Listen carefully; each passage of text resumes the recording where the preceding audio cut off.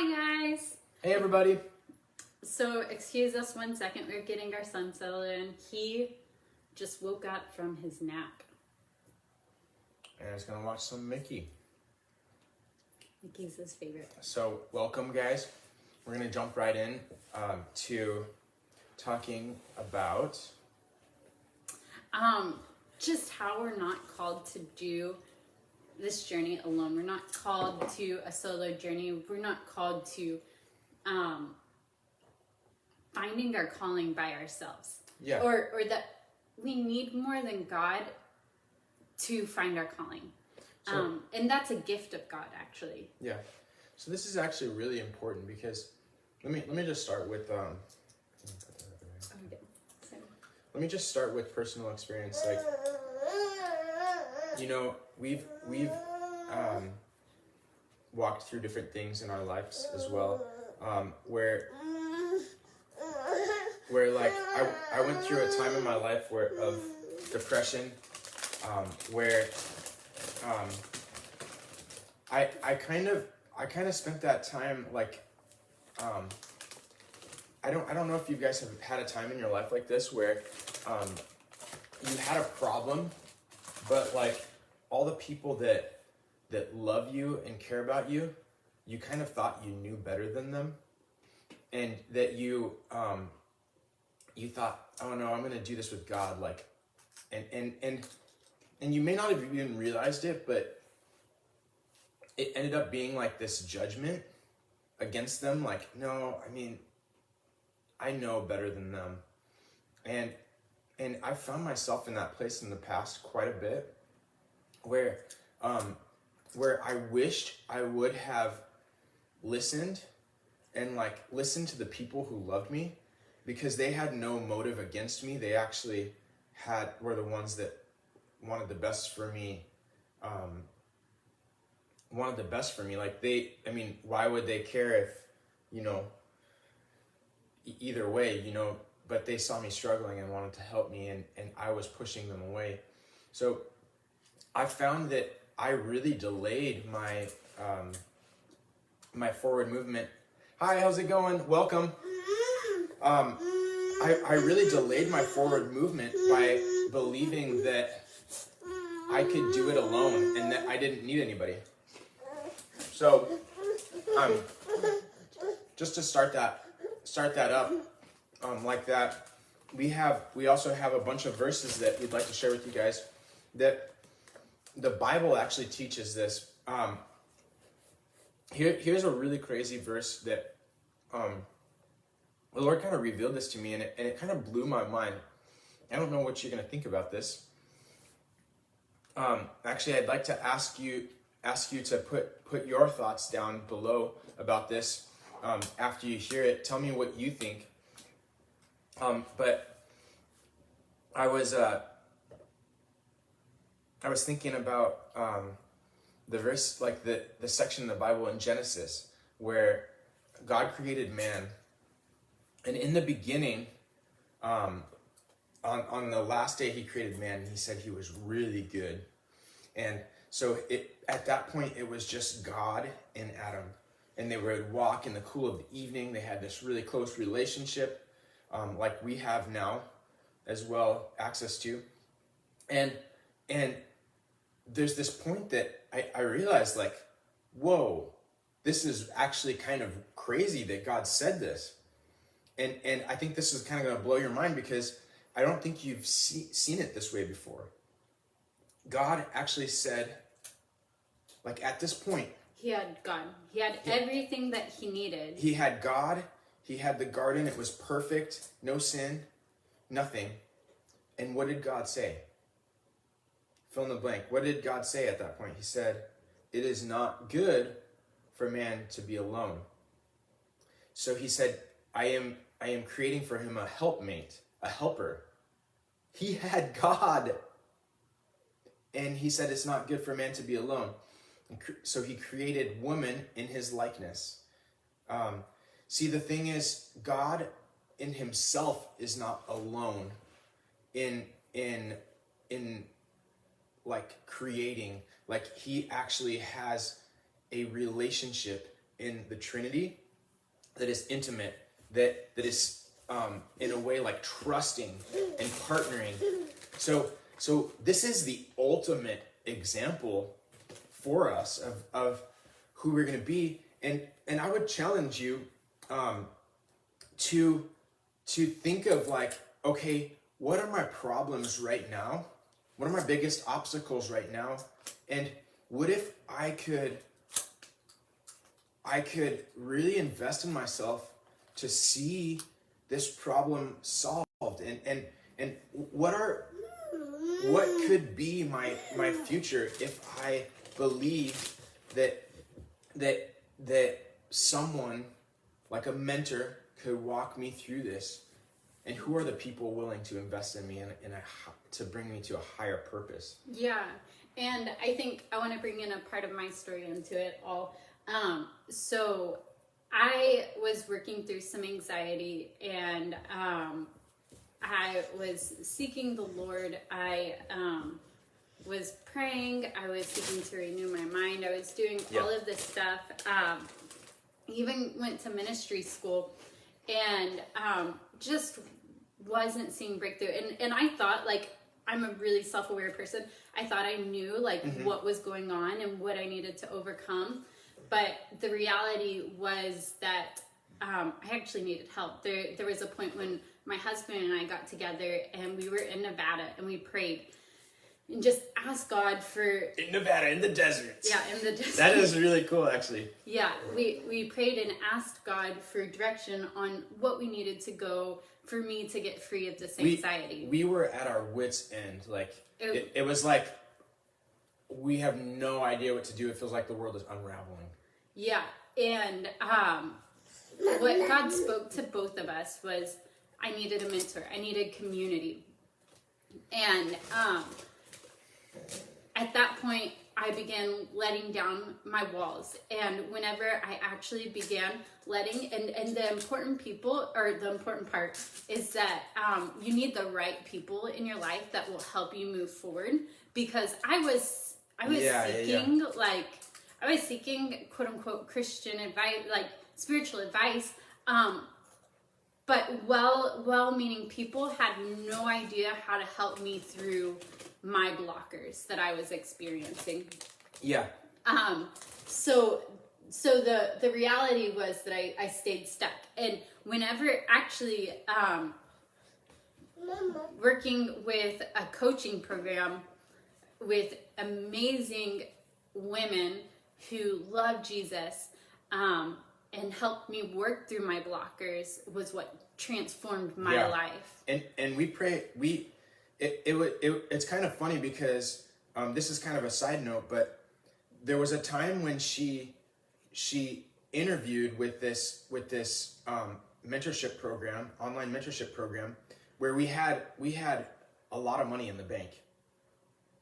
The next time that she interviewed with them to start the program, we had hardly anything in the bank.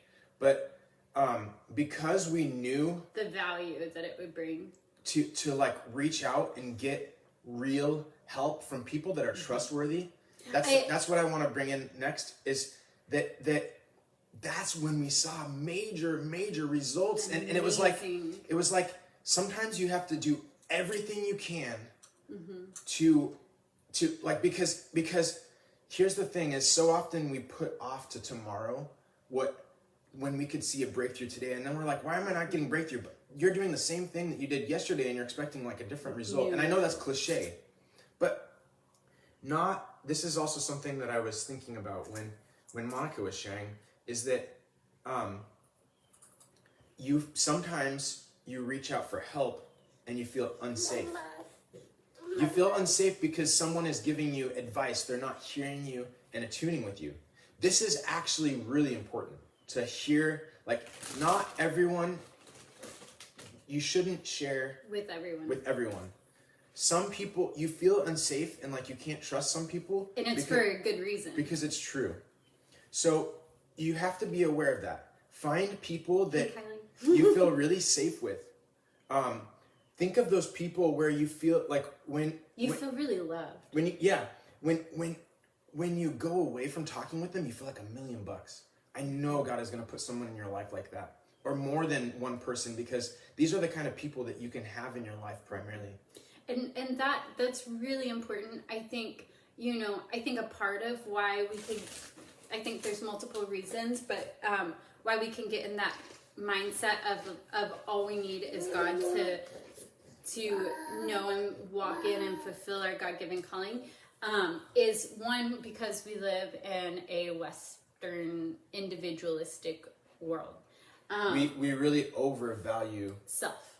Yeah, and like individualism and independence, and actually Jesus didn't even value that very much.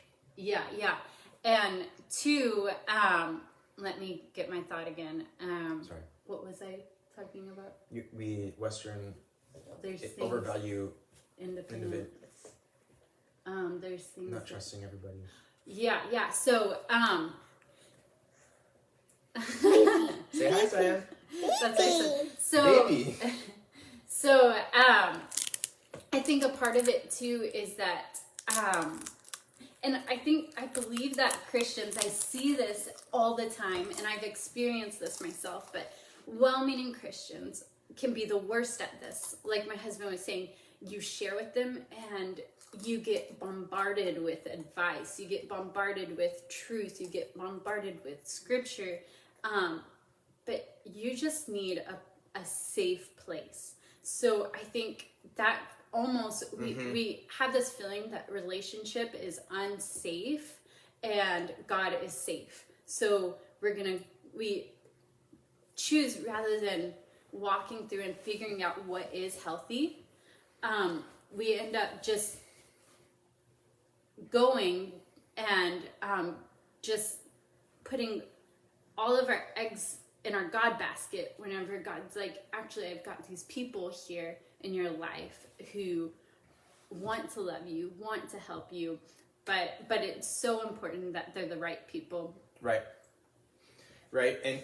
And here's like the practical advice that even a business person would tell you. And this is because it's a kingdom principle. Start becoming aware, like, not all friendships are equal. Not all relationships are equal. Start realizing there's different levels of relationship, and I don't know if everyone knows this. You have acquaintances, you have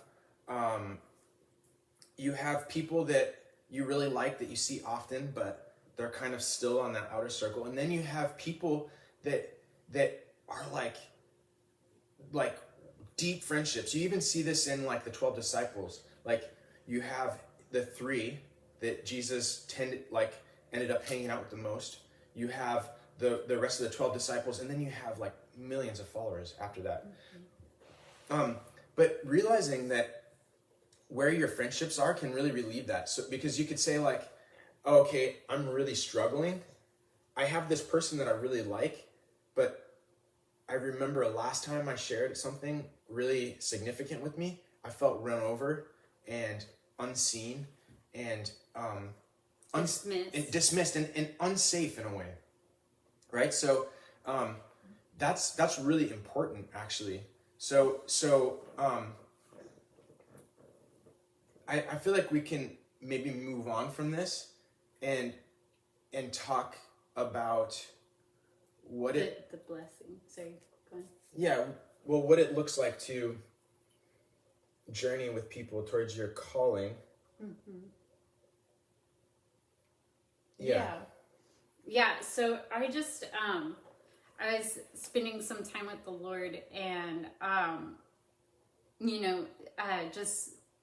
he was just bringing different parts of scripture to my heart and to my mind, and reminding me, just talking about the importance of help, of community, doing life with people, discovering even your calling with others. Yeah. So this is one that my husband, throughout our whole relationship, has hung to, and it's blessed me so much. And it's in Proverbs, whenever Solomon says that there's wisdom in many counselors. And then after that, I was spending time with the Lord, and this kind of blew my mind. And I never really thought of it like this, but God himself, by becoming a man, he subjected himself to need people. He could have saved the whole world by himself without our help, but he chose to need us. He chose to use us. He chose to do life with his 12 disciples. He chose to be in subjection to his mother. He chose to his family. You know, he chose into all of these things. God could have made him appear at 30 on the earth to accomplish the gospel. Like, that would have worked, right? But that wasn't what he did. Yeah.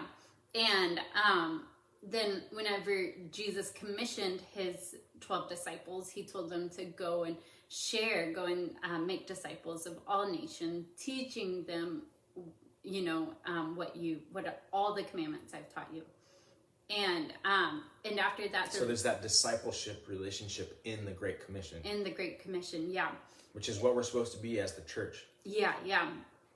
And then the Acts church was so powerful, not only because of the Spirit's move, but because they were together. The power was in their unity. The power was in their love for each other and their service to each other.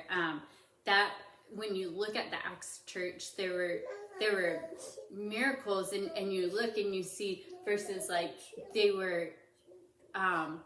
they committed to praying together and breaking bread.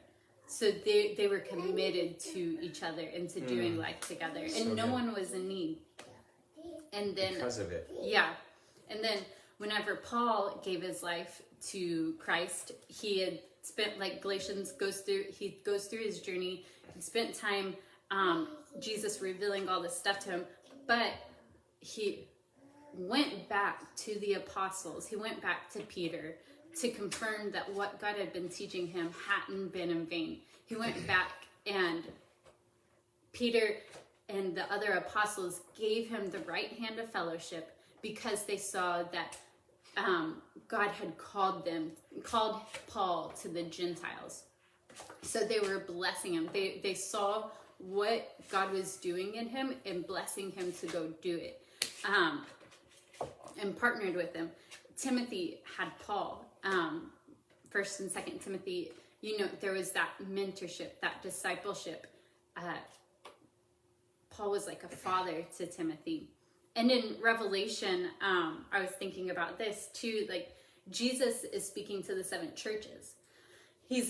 While I believe and I love that Jesus speaks individually to all of us, but in this, he's not speaking to individuals. He's speaking to whole bodies. And my husband pointed out too that we're the body. It's in Ephesians, it says like the hand and the foot, like they all work together. God is the head, but we are the body, and we work together. Yeah, to build up the body.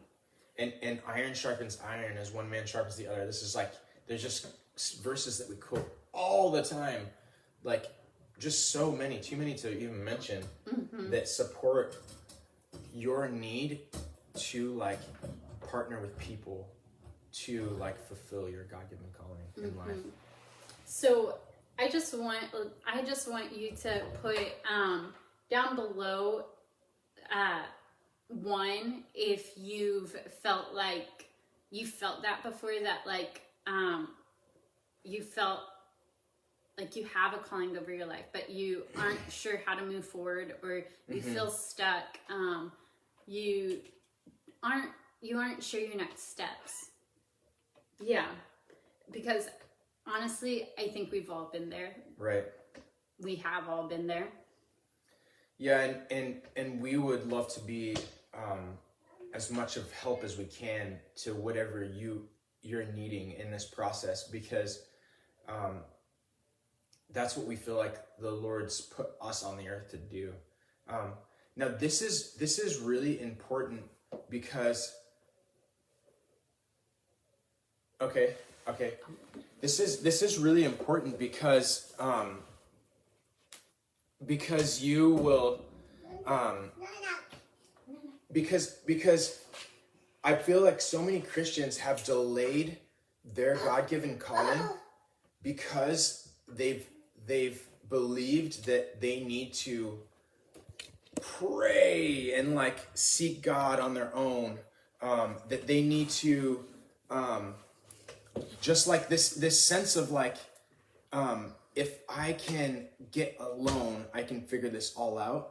And this is concerning to me because I see that the Great Commission is accomplished together. You know, that to accomplish your God-given calling, you need help. And it's not because you're needy, it's because that's how God made us. The very first man on earth only had God, and God said, I it's not good for man to be alone. And he gave him a helper. So a helpmate. And so we want to hear your thoughts and your feedback and how this impacts you, and like Monica said, what has happened in your life that has blocked you and what your desires are. So we're really excited to have conversations with you. And if you're watching the replay, we just welcome you guys. We love you guys, and we're excited to really go on this journey with you guys. So I see your question there. I'll answer it here afterwards. Yeah, I just want to say, I believe that if you take that risk to let people in, see people that will help launch you, who have a father's heart for you or a mother's heart for you, I believe that you'll go further than ever before. Jesus said that greater works than him we would do. Mm-hmm. And so in that, he's saying that his ceiling is our floor. So that's a father's heart. That's Jesus as our bridegroom. That's his heart for us, is that we would go further than he went. Yeah.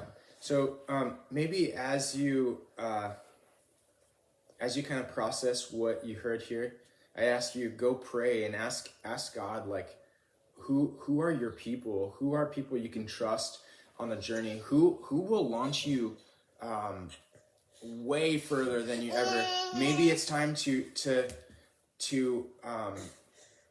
actually pay someone to get you through this. Maybe like see the opportunities in front of you as wide open doors to explore, because God is going to launch you when you step out. God's going to launch you way further than you can imagine or dream. But you have to be open to conversations that you have with people, opportunities in front of you, and to see him make it happen in the end. Mm-hmm. And I'll say, it's so worth the investment at the beginning. Before actually chosen to investing into myself, choosing into a coaching program, choosing into a counselor, even I was like, there's no way like this could fit in our budget, but God has shown up and God has provided, and honestly, we believe that God has made us powerful people, and there's always a way, and the return on the investment is worth it. If it means that you're going to be, sorry, my son is trying to hit the keyboard. I love you, Papa. Yeah, if it means that you'll go further, your heart will be healed, you'll be more free, and you'll be impacting the world for God's kingdom. It's so worth it. It's so worth it. We've seen it in our lives, and we believe it's true for you. We know it's true for you. It's worth the sacrifice. Zion's saying hi or bye. We love you guys, and we're excited to see you step out, and we're stepping out with you. So know that we're there for you and with you, and you're amazing. Yeah, you're amazing, and we're eager to have amazing conversations with you and see your God-given calling fulfilled in your life. All right. Bless bye. you.